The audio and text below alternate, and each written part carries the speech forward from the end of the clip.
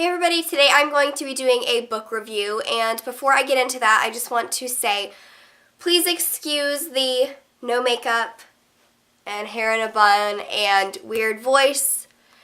I have been a little sick this weekend, but I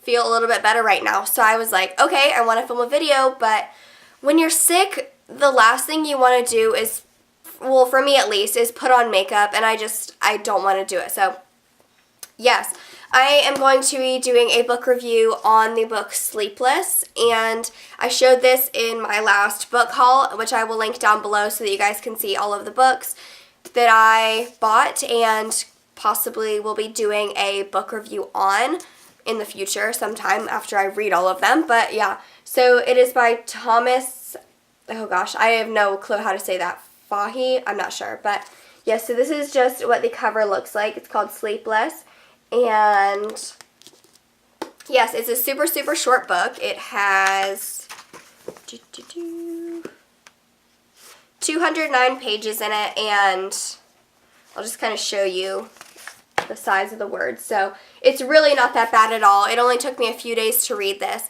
and yeah, so I will go ahead and just read to you guys what is on the inside cover, or the little, what is it called, the description? Summary, I think, yeah.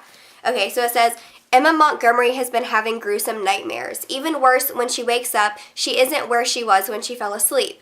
And she's not the only one. One by one, the students of St. Opportuna High start having the nightmares and sleepwalking. And the next morning, one of their classmates turns up dead. Something is making them kill in their sleep. Emma and her friends need to band together to keep themselves awake until they can find out what's behind the murders before anyone else dies. Thomas Fahy, author of The Unspoken, which Publishers Weekly called a page-turner that just might keep readers up at night, again brings readers a nail-bitingly horrifying novel. And I agree with that little statement. It is really creepy, and I would not recommend reading this before you go to sleep, just because it has to do with horrible things that happen in your sleep. So for me, I don't think it really freaked me out before I was going to sleep, and you guys know that I get scared really, really easily. Before I even received this book in the mail, excuse me, the cover itself and just kind of the, I guess, idea behind it, or the storyline, kind of creeped me out quite a bit. It is a very easy read.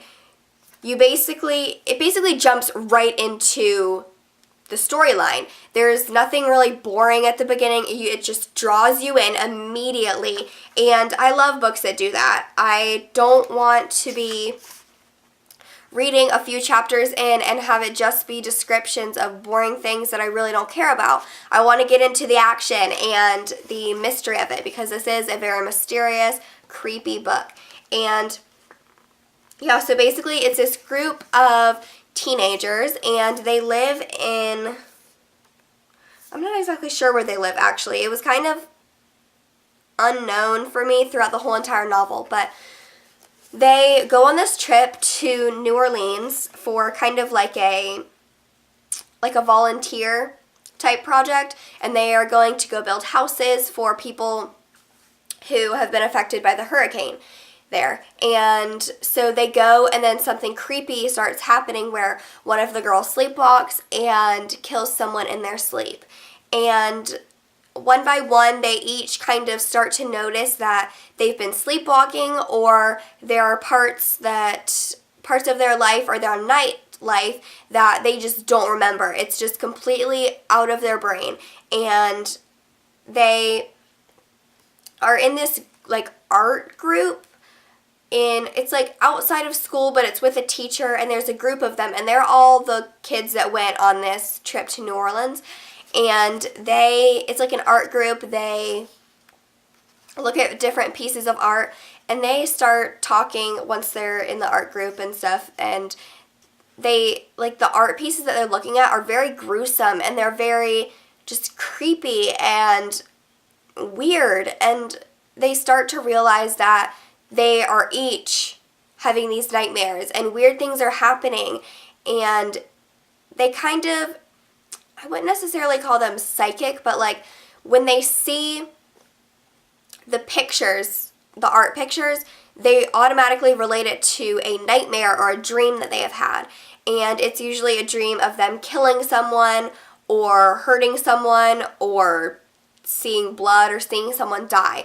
So the whole entire book is them trying to figure out, one, who is making them do all of this stuff. Because in the book, there is like a subplot where when they are in New Orleans, there is this woman who put a spell on one of the girls to get revenge on someone in the group, or like the leader of the group type thing.